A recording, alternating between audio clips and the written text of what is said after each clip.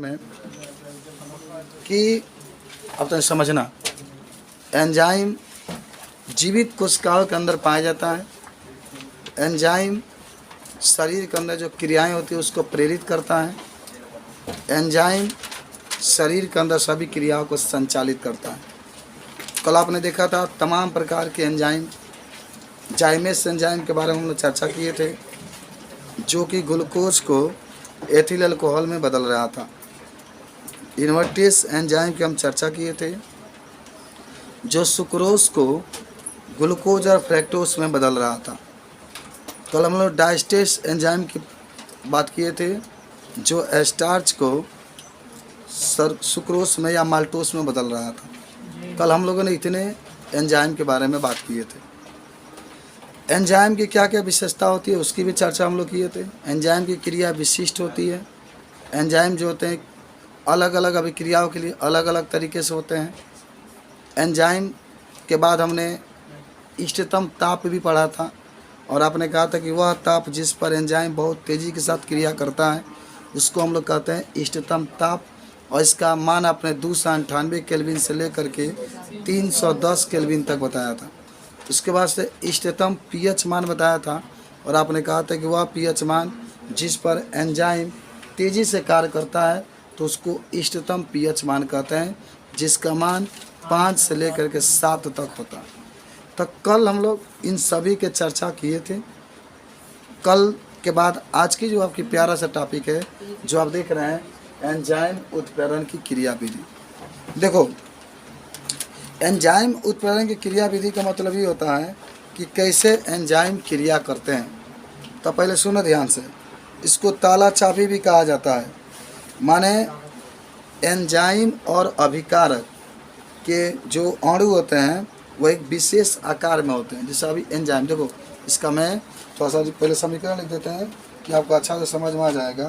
देखो पहले होता ही है, सुनो, पहले होता ही है कि ई है बाबू, ये इधर से लिखते हैं, ये ई है, आप प्लस यस है, आपस में जब क्रिया करते हैं तो ये दोनों जुड़ जाते हैं तो ईएस बन जाता है।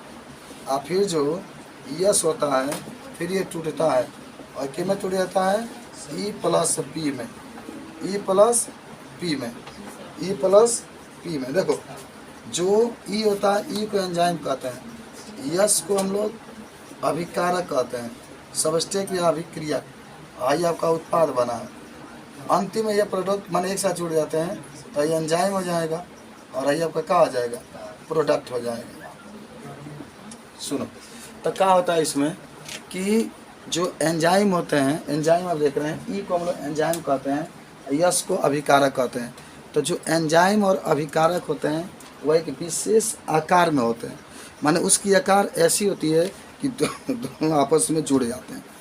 जैसे एंजाइम है और अभिकारक दोनों आपस में जुड़ जाते हैं, और जुड़ने के बाद ईएस यानी एंजाइम और अभिकारक आपस में जुड़ जाते हैं तो ईएस बनाते हैं। और फिर जो ईएस होता है उस समय बाद टूट जाता है तो एंजाइम और प्रोडक्ट बनाते हैं, ई और पी बनता है। ई और ई, देखो ई और यस से शुरू हुआ है और ई और पी बन गया। ई का मतलब एंजाइम और यस का मतलब सबस्ट्रेट यानी अभिकारक। तो एंजाइम और अभिकारक हैं, आपस में दोनों क्रिया किए, और क्रिया करके दोनों आपस में जुड़ गए हैं तो ईएस बना है। और फिर यहाँ से ईएस टूटा है तो ई प्लस पी बना है, यानी एंजाइम प्लस का बना है, प्रोडक्ट बना है। तो इसी को हम लोग कहते हैं एंजाइम उत्प्रेरक की क्रिया विधि। बात समझ रहे हैं? तो कहने का मतलब है कि एंजाइम, ये आपके पास एंजाइम है और ये अभिकारक है, जिसके आकार एक विशेष प्रकार की होती है तथा जब दोनों आपस में मिलते हैं, जैसे ई है और यस है, जब दोनों आपस में क्या होते हैं, मिलते हैं, तो मध्यवर्ती यौगिक का निर्माण होता है। देखो ये मध्यवर्ती यौगिक है। मध्यवर्ती यौगिक आप पढ़ेंगे, सेकेंड पेपर में मैं पढ़ाऊँगा कि कुछ देर के बाद ये फिर टूट जाता है, बहुत ज़्यादा देर तक नहीं रहता। तो ई और यस आपस में एक विशेष प्रकार से जुड़ते हैं, और जब जुड़ते हैं तो ईएस बनाते हैं। ईएस का मतलब होता है कि एक मध्यवर्ती यौगिक बनाते हैं।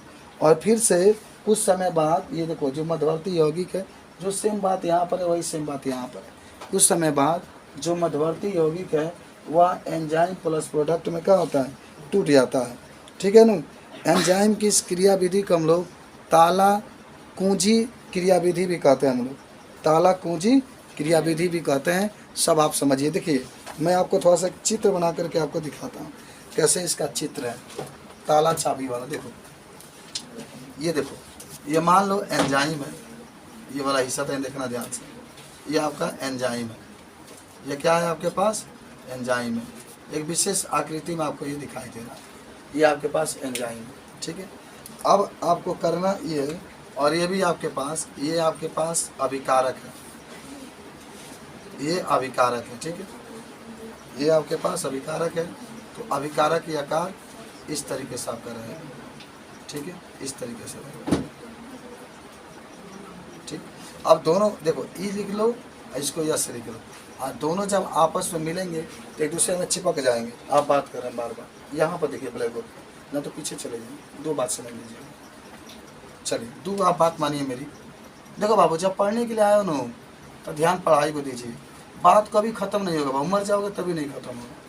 समझ रहे बात को, इतना दुनिया बड़ी है ना, ये अपन कर्तव्य करेंगे चाहे। चलिए ये आपके पास आया, देखिए ना, समझो ना, आप ही के लिए तो पढ़ा रहे हैं, इतना पंखा उनका मोबाइल वोबाइल, टीचर साहब इतना पढ़ के कहो ना, यूनिवर्सिटी से आप ही के लिए आए हैं। हाँ चलिए, अब इसमें फंस जाएगा, आएगा तो देखो ये जो आप बनाए थे आकृति इसमें आकर के आगे फंस गया, और नीचे वाला भी आकर के ये फंस गया। देखो इस तरीके से आपका बन गया, ठीक है, ये आपकी आकृति क्या हो चुकी है, बन चुकी है। तो इसी को हम लोग कहते हैं ताला चाबी। देख रहे हैं, देख रहे हैं ना, एक तरह से बनाई तो एक तरह से मिट जा रहा है, इसकी हाल है। इस यहाँ इसमें चल नहीं रहा। चलो हाँ, तो बात समझ में आई, तनी इसको बना। चलो तो बता दो सब लोग कि माने जो एंजाइम होते हैं और जो अभिकारक होते हैं, एक विशेष आकृति इनकी होती है, एक विशेष प्रकार की आकार पाया जाता है, जिसके कारण ये आपस में क्या होते हैं, जुड़ जाते हैं। तो जुड़ने के बाद एक मध्यवर्ती यौगिक बनता है। देखो मध्यवर्ती, ये अस्थायी यौगिक है। फिर जो मध्यवर्ती यौगिक होते हैं ना, वह एंजाइम में और प्रोडक्ट यानी एंजाइम में और जो ये उत्पाद है इसमें क्या होते हैं, टूट जाते हैं। इसी को हम लोग कहते हैं एंजाइम उत्प्रेरण की क्रियाविधि।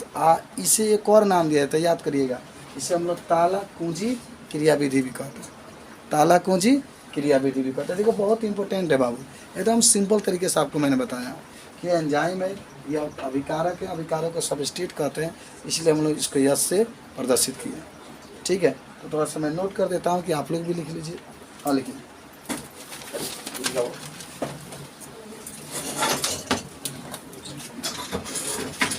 लिखिए। एंजाइम और अभिकारक एक विशेष आकार में होते हैं, यहाँ से लिखना है, एंजाइम और अभिकारक एक विशेष आकार में होते हैं। सुन के लिख लीजिए आप लोग, विशेष आकार में होते हैं तथा जब दोनों आपस में मिलते हैं, तथा जब दोनों आपस में मिलते हैं तो मध्यवर्ती यौगिक का निर्माण होता है। तो मध्यवर्ती यौगिक का निर्माण होता है,